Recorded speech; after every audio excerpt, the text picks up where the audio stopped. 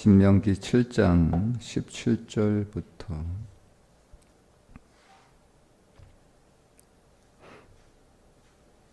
26절 말씀 보겠습니다.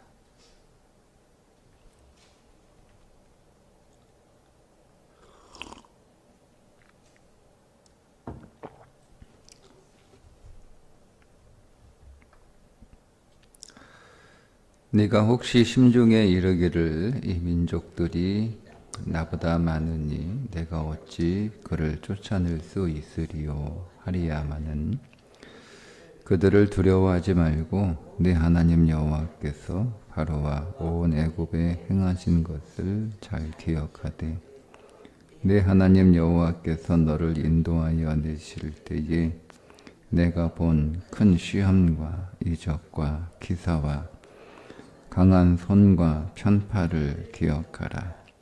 내 하나님 여호와께서 네가 두려워하는 모든 민족에게 그와 같이 행하실 것이요 내 하나님 여호와께서 또 왕벌을 그들 중에 보내어 그들의 남은 자와 너를 피하여 숨은 자를 멸하시리니 너는 그들을 두려워하지 말라. 너희의 하나님 여호와 곧 크고 너희 중에 계심이니라. 내 하나님 여호와께서 이 민족들을 내 앞에서 조금씩 쫓아내시리니 너는 그들을 급히 멸하지 말라. 들짐승에 번성하여 너를 해할까 하노라. 내 하나님 여호와께서 그들을 네게 넘기시고 그들을 크게 혼란하게 하여 마침내 진멸하시고 그들의 왕들을 네 손에 넘기시리니 너는 그들의 이름을 천하에서 제하여 버리라. 너를 당할 자가 없이 내가 마침내 그들을 진멸하리라. 너는 그들이 조각한 신상들을 불사르고 그것에 입힌 금이나 은이나 금을 탐내지 말며 취하지 말라. 네가 그것으로 말미암아 올무에 걸릴까 하노니 이는 내 하나님 여호와께서 가증히 여기시는 것임이니라. 너는 가증한 것을 내 집에 들이지 말라. 너도 그것과 같이 진멸당할까 하노라. 너는 그것을 멀리하며 심히 미워하라. 그것은 진멸당할 것임이니라. 아멘. 이제 가나안 땅에 들어가게 되면 이제 가나안 족속들을 마주하게 될 텐데 그 족속들을 마주하게 되면 숫자도 많고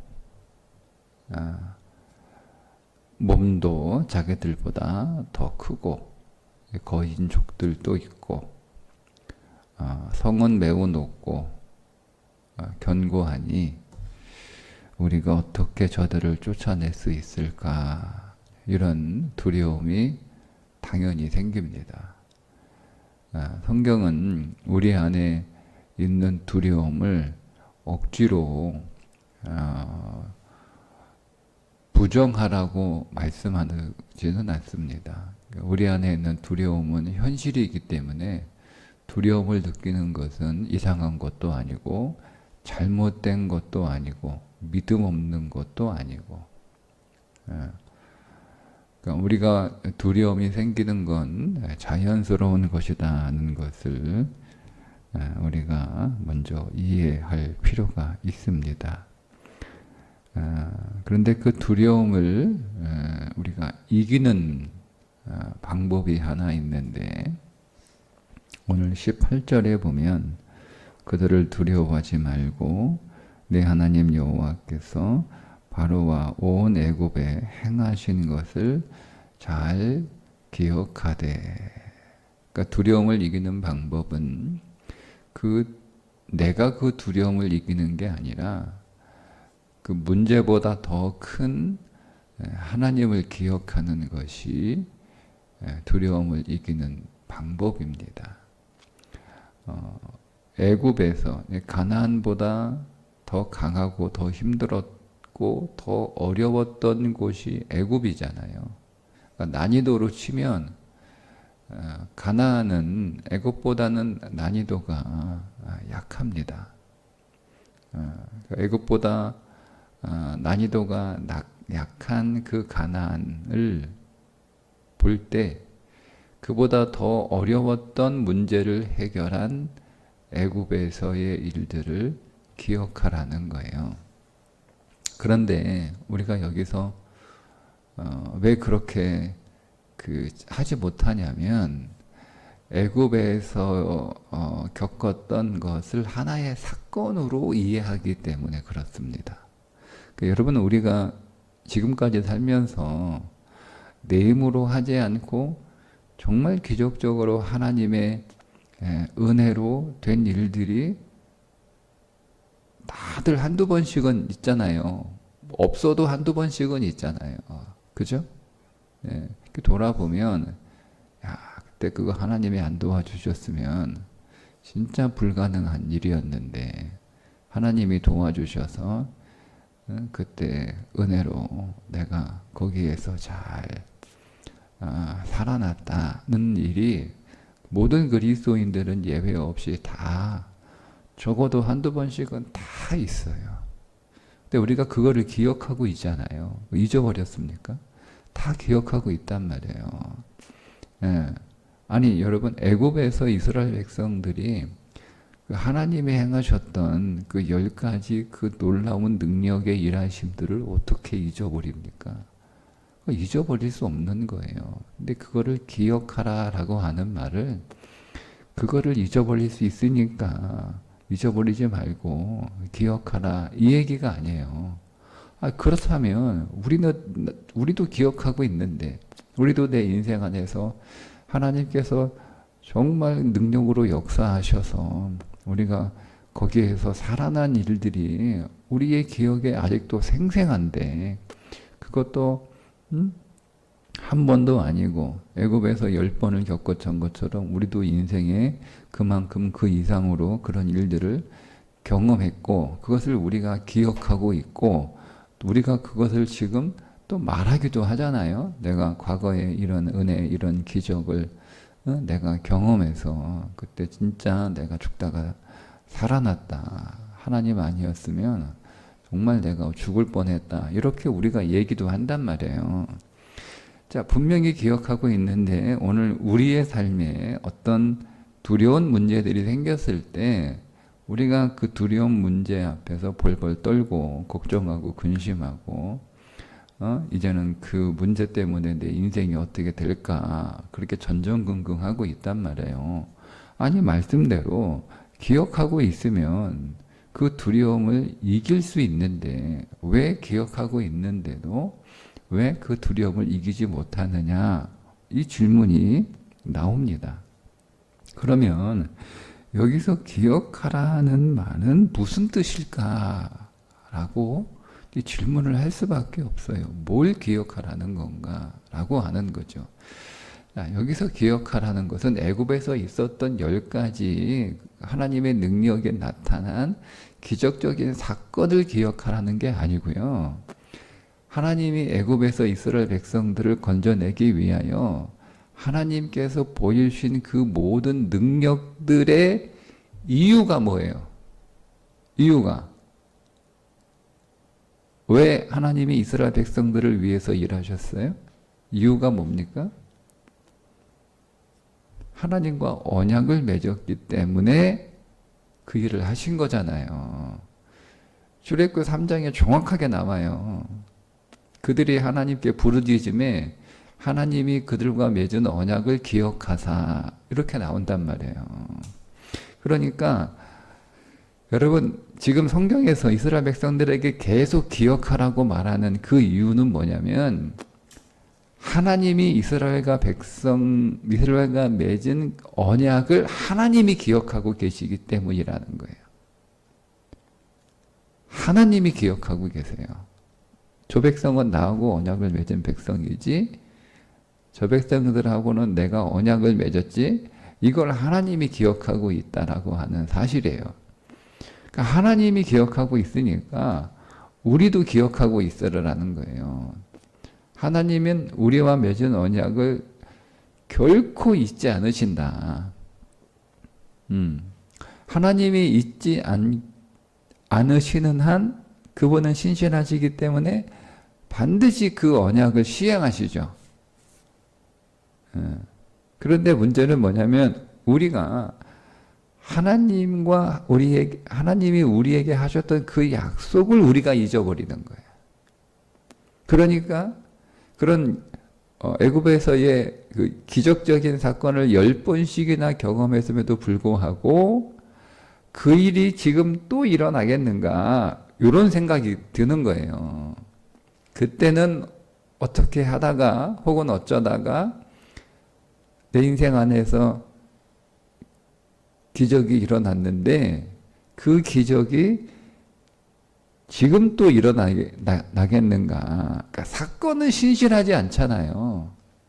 사건은 법칙이 아니기 때문에 그 사건은 한번 일어났어도 또 일어난다고 보장할 수 없단 말이에요.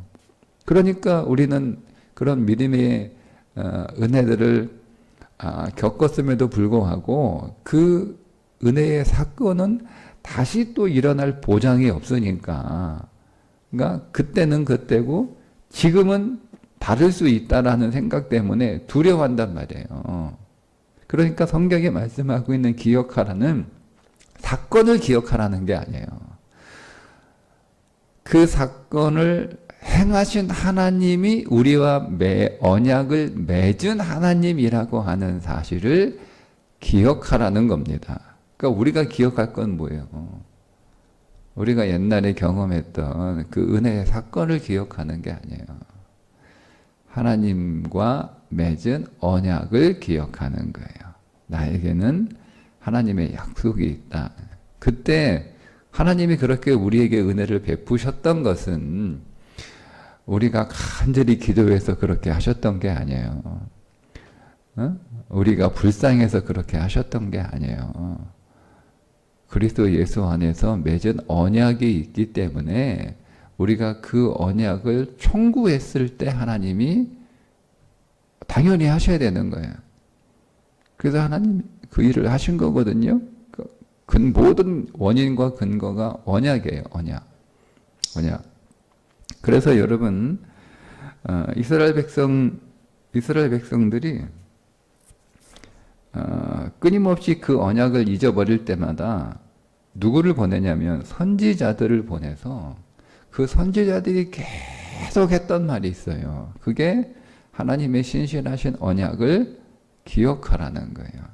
너희에게 그 언약이 있다는 것을 계속 가르쳐 주고 있습니다.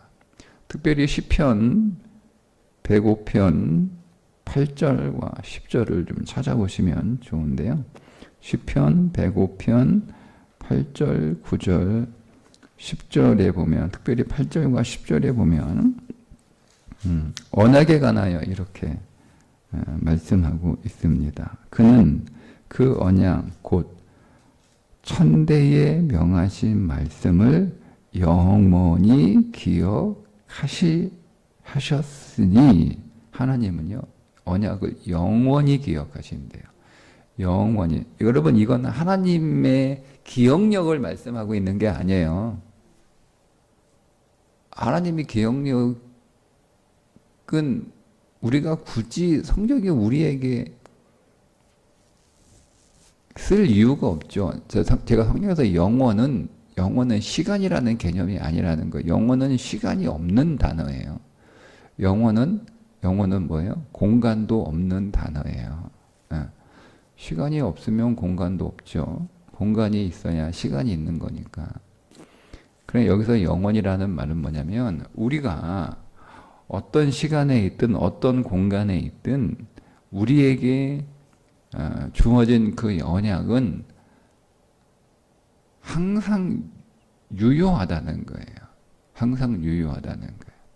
이스라엘 백성들이 애굽에서 400년 살 동안에 하나님 믿고 살았잖아요. 그죠? 그 하나님 400년 동안 믿고 살다가 그제서야 죽게 생겼으니까 하나님 불렀음에도 불구하고 하나님은 그들에게 응답하신 이유가 뭐예요? 언약이 영원하기 때문에 그렇습니다. 그 하나님, 곧 이스라엘에게 하신 영원한 언약이다. 이렇게 아주 그냥 못을 박아버려요. 그 언약은 영원한 언약이다. 그러니까 그 언약을 기억하라는 거예요. 그래서 선지자들이 이스라엘 백성들에게 그 책망할 때 주로 했던 책망들이 뭐냐면 그 언약을 기억하지 못하고 있는 거예요. 율법을 잊어버렸다라는 말은요, 언약을 잊어버렸다라는 뜻이에요. 예. 율법을 지키지 않는다라고 하는 이야기는 언약에 신실하지 않았다라는 뜻이에요. 그걸 자꾸 율법으로만 우리가 이해를 하니까 아이고 뭐 잘못했구나, 뭐 또 안 지켰구나, 응? 뭐 이렇게 우리가 그런 수준에서만 자꾸 이해를 하니까 우리가 성경이 계속 이렇게 율법으로만 자꾸 읽혀지는 거예요. 율법은 언약에서 나왔어요. 언약. 이 언약이 없었으면 율법은 의미가 없는 거예요. 그들이 그래서 이 언약이 율법을 성취하는 것이고, 그리고 이 구약에서 이 언약은 역시 그림자니까 참 언약이신 예수 그리스도가 오시니까 율법이 패하는 거예요. 진짜 언약이 왔으니까. 자, 그래서 오늘 우리들의 마음 안에서 그 언약이 잊혀지지 않도록 계속 하나님이 내게 약속하셨다라고 하는 사실, 그 약속의 제물이 예수 그리스도가 되신 거잖아요. 예수님이 제물이 되신 거잖아요. 아니, 쪼개져야 언약을 서로 상호간에 맺을 수 있는 거 아닙니까? 고대 언약을 맺는 방식이. 그러면 십자가에서 예수 그리스도가 쪼개지신 거예요. 하나님과 우리 안에서 언약을 맺기 위하여 그분이 쪼개지셨단 말이에요. 그래서 예수님이 정확하게 말씀하셨잖아요. 내가 너희에게 새 언약을 주노니, 이렇게 말씀하시잖아요. 그러니까 정확하게 예수 그리스도가 이 땅에 오셔서 십자가에 죽으시고 부활하시는 그 사건은 목적이 뭐냐면 언약을 맺는 거예요. 근데 그 언약이 어떤 언약이냐면, 예수님이 뭐하러 오셨다고 그랬어요? 섬김을 받으러 오셨다고 했어요? 섬김을 받으러 온 것이 아니요, 섬기러 왔다고 오신 거잖아요. 그러니까 그게 언약의 내용이에요. 그러면 그거를, 약속을 우리가 계약을 해야 되는데 그 계약서를 써주셨단 말이에요. 그게 십자가에서 쪼개지신 사건이에요. 그러니까 예수님이 말씀도 하셨고, 그리고 우리와 언약도 맺으셨으니 우리는 그분의 섬김을 받을 권리가 있는 사람들이잖아요. 그분의 섬김이 약속되어 있는 사람들이잖아요. 그죠? 그럼 우리가 어떤 두려운 문제를 만났어요. 그러면 우리가 이 문제는 두렵지만 우리가 이 두려움을 이길 수 있는 방법은 뭐예요? 우리 안에 나를 섬겨주시겠다고 약속하신 예수님이 계시다는 것을 기억하는 거예요. 간단하죠? 신앙의 원리는 아주 간단해. 그러니까 성경은 명백하게 우리들에게 정확하게 신구약 전체를 같은 맥락 안에서 우리들에게 말씀해 주고 있어요. 그러니까 우리는 이 사실을 모르는 거, 예수님이 우리를 섬기러 오셨다는데 진짜 섬기실 건지 말만 그렇게 하시는지 자꾸 우리는 의심이 되는 거예요. 근데 그게 의심할 필요가 없어요. 예. 예수님하고 나하고 계약을 맺었단 말이에요. 그것도 예수님이 말씀하신 거예요. 언약을 맺었다고 예수님이 말씀을 하셨어요. 근데 그 언약을 맺고 말도만 한 게 아니라 진짜 계약서를 써야 되는데 계약서를 진짜 썼잖아요. 십자가에서. 그죠? 우리 믿음이 그 계약에 사인하는 거예요. 믿음이. 예. 그러니까 우리에게는 계약서도 받았어요. 예. 그리고 그 계약의 내용도 예수님이 말씀해 주셨어요. 섬김. 거기에 다 들어있잖아요. 그러니까 내가 필요한 거. 여러분, 우리가 어떤 일에 문제가 생기면 우리가 그 문제를 내가 스스로 해결할 수 없을 때 우리가 도움을 찾잖아요. 도움을. 예. 그게 다른 말로 하면 내가 어디서 어떻게 섬김을 받을까 이 얘기잖아요. 그 예수님이 도와준다, 하나님이 도와준다 이 말은 내가 섬겨준다, 내가 섬기겠다 이 말씀이잖아요. 그러니까 그거를 기억하라는 거예요. 그래서 19절에 똑같은 말씀을 또 다른 의미로 반복하고 있는데, 내 하나님 여호와께서 너를 인도하여 내실 때에 내가 본 큰 시험과 이적과 기사와 강한 손과 편파를 기억하라. 그죠? 기억하라. 예. 자, 여기서 보세요. 기억하라 앞에 뭐가 나냐면 네가 본 큰 시험과 이적과 기사와 강한 손과 편파를 기억하라. 그러면 시험, 이적, 기사, 강한 손, 편파를 이거를 보고 기억하라는 거잖아요. 그러면 여러분 여기서 기억하라는 것은 제가 18절에서 말씀을 드린 것처럼 언약을 기억하라는 거예요. 그죠? 사건을 통해서 언약을 기억하는 건데, 사건을 볼 때마다 언약을 기억하라 이런 의미이지만 사실은 뭐를 보라는 거예요? 사건을 보지 말고 언약을 보라는 거예요. 그래서 보는 게 굉장히 중요하다. 제가 어저께 견물생심이라고 얘기했잖아요. 그죠? 세상을 보면 하나님의 언약을 잘 보지 못해요. 성경은 세상을 보지 말고 현실을 보지 말고 뭐를 보라는 거예요? 하나님이 우리에게 주신 약속을 보라는 거예요. 그럼 그 약속을 보아야 되는데 약속이 어디 있어요? 약속이 어디에 기록되어 있어요? 성경에 기록되어 있어요. 그러니까 성경 보면 돼요. 네. 그러면 아주 그냥 심플하게 아주 단순하게 말씀을 드리면 왜 두려워하세요? 성경 안 보니까 두려워하는 거예요. 두려울 때 성경 안 봅니다. 문제 생길 때 성경 봅니까? 잘 안 봅니다. 성경은 언제 봅니까? 시간 많을 때, 편안할 때, 여유 있을 때 성경 봅니다. 바쁘고 힘들고. 왜 바쁘고 힘들어요? 걱정할 게 많으니까 바쁘고 힘든 거예요. 그때는 성경 볼 시간도 없다 라고 해서 성경 안 봐요. 자, 그러면 두려움은 더 커집니다. 두려움을 이기는 방법은요, 두려움과 싸워서 이기는 게 아니고요, 두려움은 내가 극복하는 게 아니고요, 네, 하나님의 언약을, 약속을 우리가 기억할 때 그 두려움을 내가 이길 수 있거든요.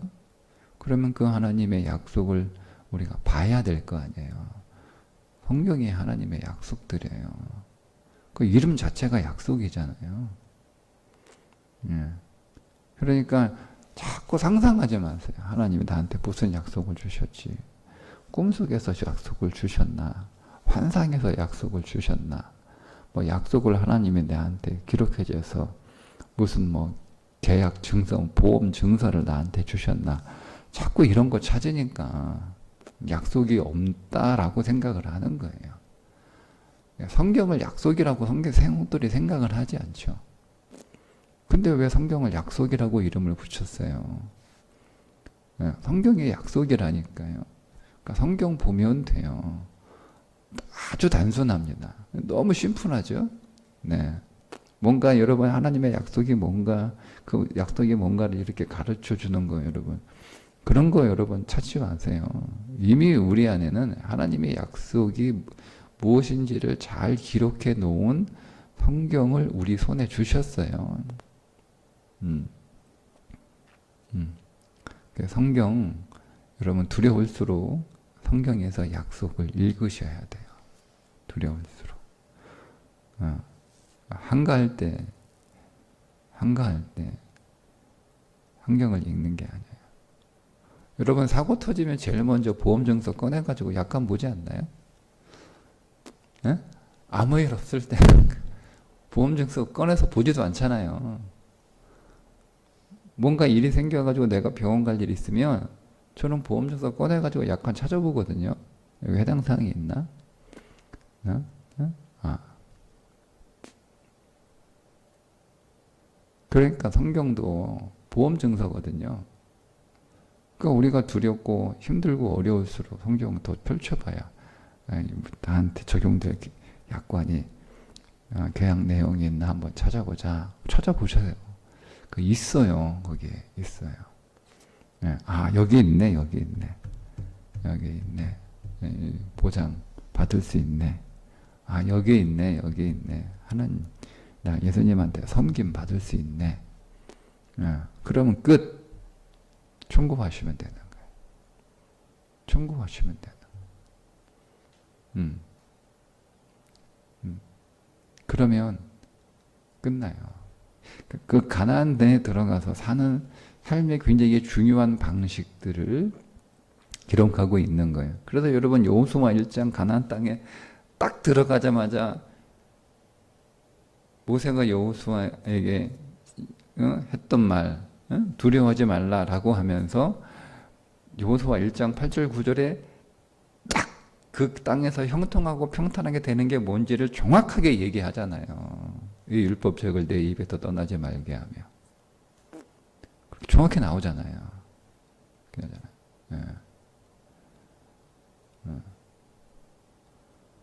그래서 그 언약을 계속 말씀 안에 두고 계속 그 언약을 계속 기억하고 그 언약 안에서 너의 삶을 이렇게 바라보는 삶을 네가 살면 평탄하고 형통한 삶을 살아가게 될 거야 라고 얘기하는 거예요. 오늘도 마찬가지. 오늘도 우리가 예배 안에서 하나님의 말씀이 여러 방식으로 오늘 우리에게 전해질 텐데 꼭 설교만이 하나님이 주시는 말씀, 하나님은 설교를 통해서도 하나님 말씀하시지만 찬송을 통해서도 말씀하시고 기도를 통해서 말씀하시고 하나님은 다양하게 우리들에게 말씀을 하실 때 그 말씀은 다 약속이에요. 하나님이 오늘도 내가 한 주간 살아갈 어떻게 나를 섬기실지를 오늘도 약속하실 텐데 하나님 한 주간 저를 섬겨주실 주님의 그 약속을 제가 잘 들어야죠. 잘 들어야 되는 거예요. 그래서 여러분 그거 못 듣잖아요. 그럼 하나님 주님이 나를 어떻게 섬기실지 우리는 약속을 못 받고 가는 거잖아요. 그러니까 약속이 분명히 있는데 분명히 나를 섬겨주시겠다라고는 말씀을 하셨는데 그걸 내가 못 듣고 가버리니까 일주일 어떻게 살아요? 내 힘으로 살려고 아주 그냥 고생하는 거예요. 성경도 못 받고. 그러니 예배 안에서 하나님이 우리를 섬겨주실 내용들을 말씀하실 텐데 그것을 우리가 믿음 안에서 잘 듣고 깨닫고 그 앞에 아멘. 야, 하나님이 나를 이렇게 섬겨주시겠다고 하시는구나. 이번 일주일도 내가 승리하겠네. 그 믿음의 확신을 가지고 여러분 예배당을 나가셔야 됩니다. 그래야 여러분이 그 예배 안에서 그런 우리를 섬겨주시겠다고 약속하시는 주님을 만날 때 우리가 일주일 동안 우리의 인생의 힘든 고갯길을 올라갈 때 뒤에서 쫙 밀어주시는 하나님을 경험할 거 아니에요. 이 한 주도 우리를 뒤에서 밀어주시는 하나님을 경험하는 한 주가 되시기를 주님의 이름으로 축복합니다. 기도하겠습니다. 하나님 우리에게 섬겨주시겠다고 말씀하시고 또 약속까지 하셔서 계약서까지 작성해 거기에 도장을 꽝 찍어 주셨으니 오늘도 예배 안에서 한 주간 우리를 섬겨 주실 내용이 무엇인지 하나님 잘 듣게 하시고 그것이 우리의 믿음이 되어서 우리가 나를 섬겨 주실 그 예수님을 만나고 예배당을 떠나게 하옵소서. 한 주간 우리의 인생의 힘든 고갯길에서 우리를 뒤에서 밀어주시는 주님의 섬김을 받고 승리하는 한 주간을 기대하게 하옵소서. 예수님의 이름으로 기도합니다. 아멘.